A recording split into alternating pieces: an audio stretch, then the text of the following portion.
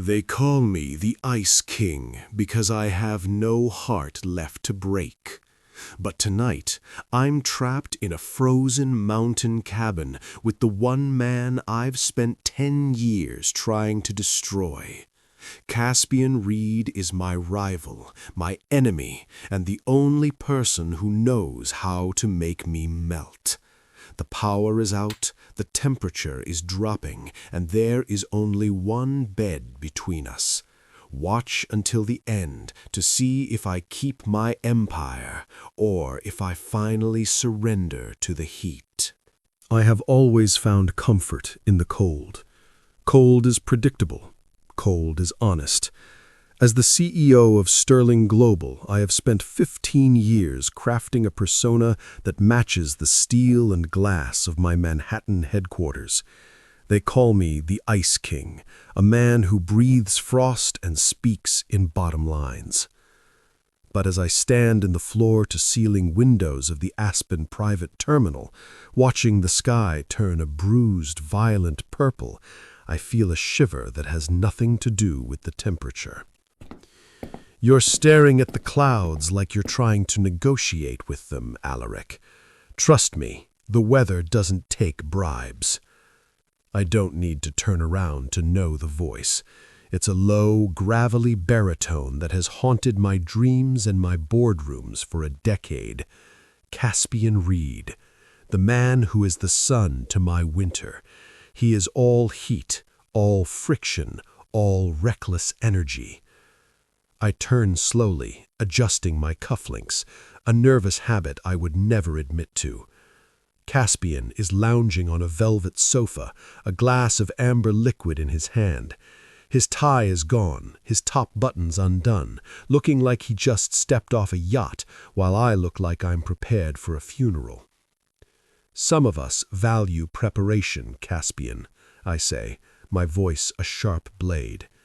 If you hadn't insisted on meeting in person to discuss the merger, we wouldn't be stranded in a mountain pass during a state of emergency.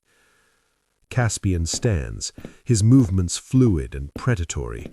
He walks toward me until he's invading my personal space, the scent of expensive bourbon and cedarwood hitting me like a physical blow. I didn't want to see your lawyers, Alaric. I wanted to see you.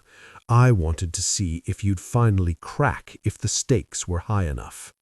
The stakes are business, I snap. The stakes are everything, he counters, his blue eyes burning into mine. The intercom crackles with a burst of static that sounds like a death rattle. Attention! The terminal's structural integrity is compromised by the wind. All guests are being evacuated via snowcat to the Blackwood Peak Resort. Please move to the staging area immediately. 30 minutes later, we are stepping into a lobby that looks like it was carved out of the mountain itself. The Blackwood is a relic of another era. Heavy oak beams, towering stone fireplaces, and the smell of ancient wood and expensive wax. It is luxury, but it is a luxury that feels haunted by the storm outside. The concierge, a man who looks as weathered as the pine walls, checks his ledger with a trembling hand. "I'm sorry, Mr. Sterling, Mr. Reed. With the other evacuations, we have been overrun. We have only one suite remaining with a functioning wood stove. The pipes in the east wing have already frozen." "One room?" I repeat, the words feeling like a trap. "The presidential suite," the man says, handing over a heavy brass key. "It's the only place we can guarantee you won't wake up as a block of ice." The walk to the room is a long, echoing journey through hallways draped in shadows, and the heavy oak door finally clicks shut behind us. The reality of the space settles in. The suite is a cavern of dark wood and velvet, dominated by a massive hand-carved four-poster bed that looks like it belongs to a king, or two. The only sound is the rhythmic whistle of the wind through the eaves and the frantic hammering of my heart against my ribs. "I'll take the armchair by the window," I say, my voice sounding thin in the vast room. I don't look at him. I can't. Stop it, you're shaking. The generator is only going to last another hour and the temp is dropping to 20 below. Get over your pride and get near the fire. I stay rooted to the spot. I have spent 10 years building a wall between me and this man. If I move toward the fire, if I move toward him, the wall comes down. Why do you hate me so much? Caspian asks suddenly. He's standing by the hearth, the orange flames casting long, flickering shadows across his face. Is it because I beat you to the New York contract? Or is it because every time we're in a room together, you can't help but wonder what it would feel like if I stopped fighting you and started holding you? My breath hitches. You are arrogant and unprofessional. And you are lonely, he whispers. He walks across the room. He doesn't stop until he's inches away. He reaches out, his hand hovering near my face before his fingers finally graze my jaw. His skin is like fire against my ice. I should pull away. I should ruin him. Instead, I close my eyes and lean into the touch, a broken sound escaping my throat. There he is, Caspian murmurs, his thumb tracing the line of my lip, the man behind the crown. Outside, the first avalanche of the night roars down the peak, shaking the very foundations of the room. But inside, the only thing collapsing is my resolve. I look up at him, my eyes searching his. If we do this, if I let you in, there is no going back. I don't know how to do anything halfway, Caspian. Good, he says, his voice dropping to a dangerous, hungry growl. Because I've waited 10 years to take everything you have. He leans in, and when his lips finally meet mine, the world doesn't just stop, it explodes. It's not a kiss, it's a reclamation. It's a decade of suppressed longing and bitter rivalry, channeled into a single desperate moment. I am Alaric Sterling, and for the first time in my life, I am not in control. And God help me, I never want to be in control again. The bed was a vast white sea of faux fur and down, but we were anchored in the center of it, tangled together as if letting go would mean drifting off into the freezing void outside. I lay with my back against Caspian's chest, his arm draped over my waist, his hand splayed flat against my stomach. Through the thin silk of my undershirt, his palm felt like a brand. For years, I had imagined Caspian Reed as a predator, a man who took what he wanted without a second thought. But in the quiet of the storm, his touch wasn't demanding. It was steady. It was grounding.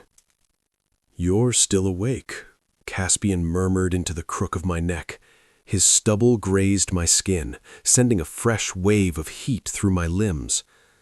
"It's hard to sleep when the world is ending," I whispered.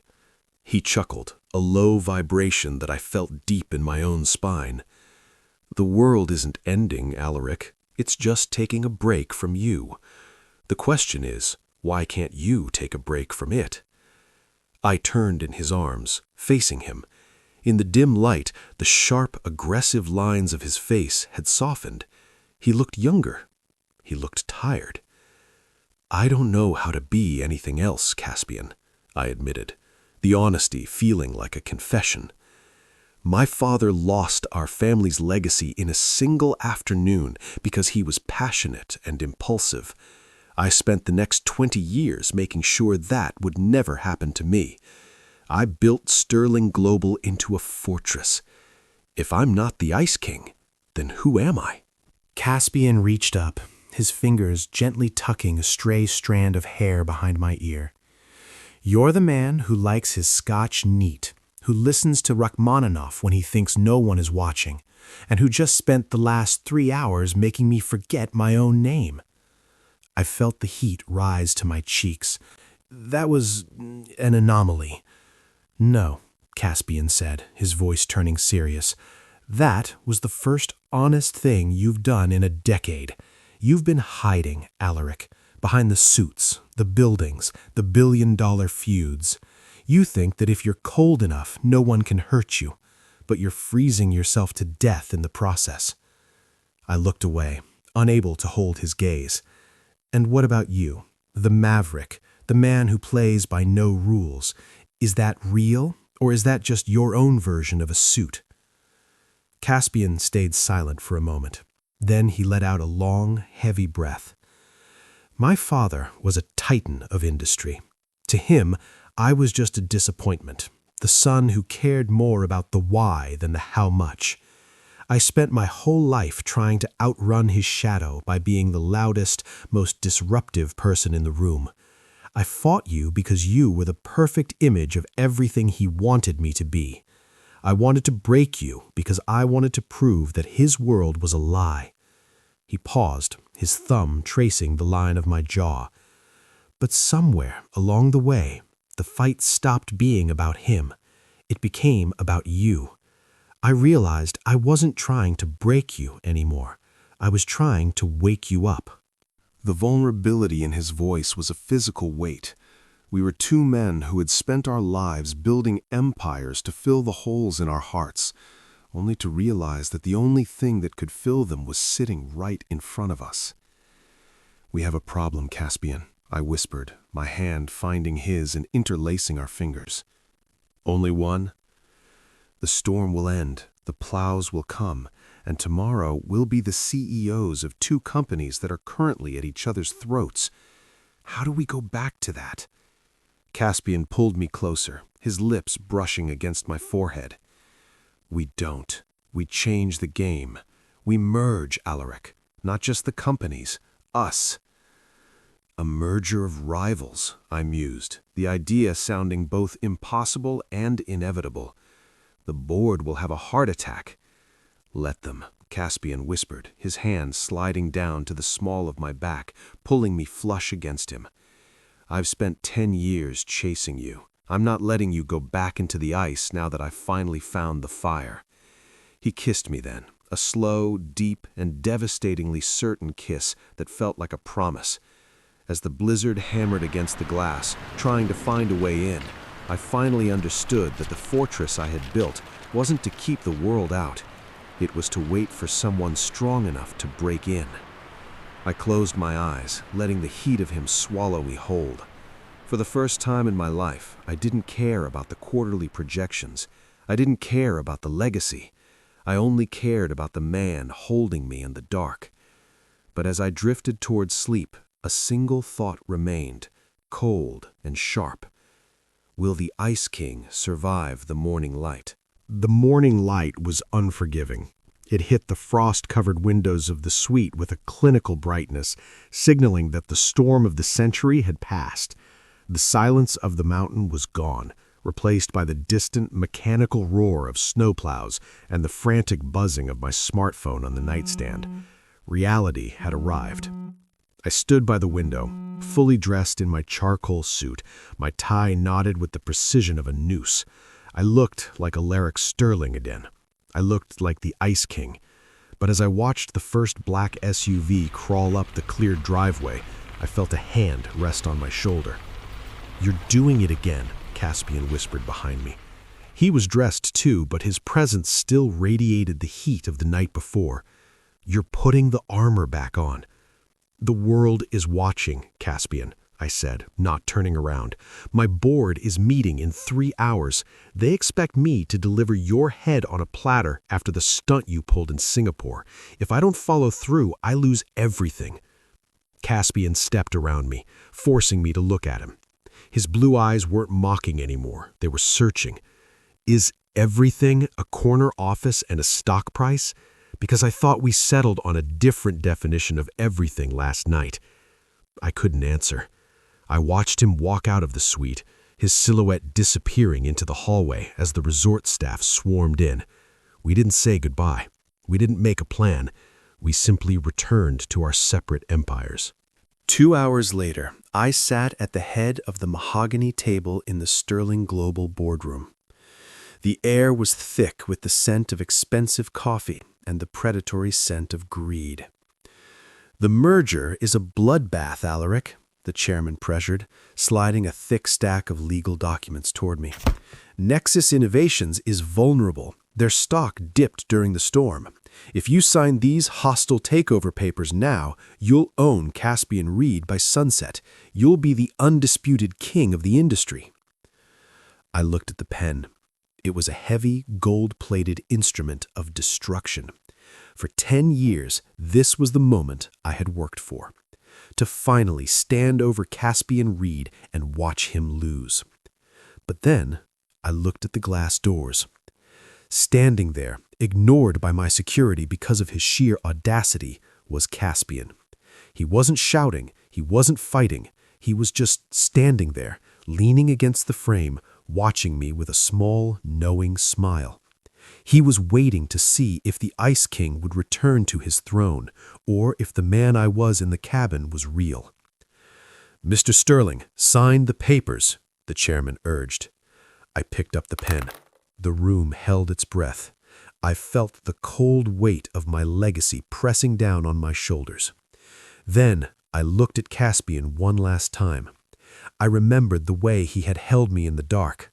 I remembered the way he told me he had been chasing me for a decade just to find the man underneath the suit. I stood up, but I didn't sign. Instead, I took the documents and slowly, deliberately, fed them into the shredder at the side of the room. The sound of the paper being destroyed was the loudest thing I had ever heard. "What are you doing?" the chairman shrieked, standing up so fast his chair toppled. "That's $1 billion deal!" "No," I said, my voice vibrating with a power that silenced the room. "That was a war, and the war is over." I walked toward the door, my eyes locked on Caspian's. The shock on his face was slowly being replaced by a look of pure, unadulterated triumph, and something deeper, something that looked like love.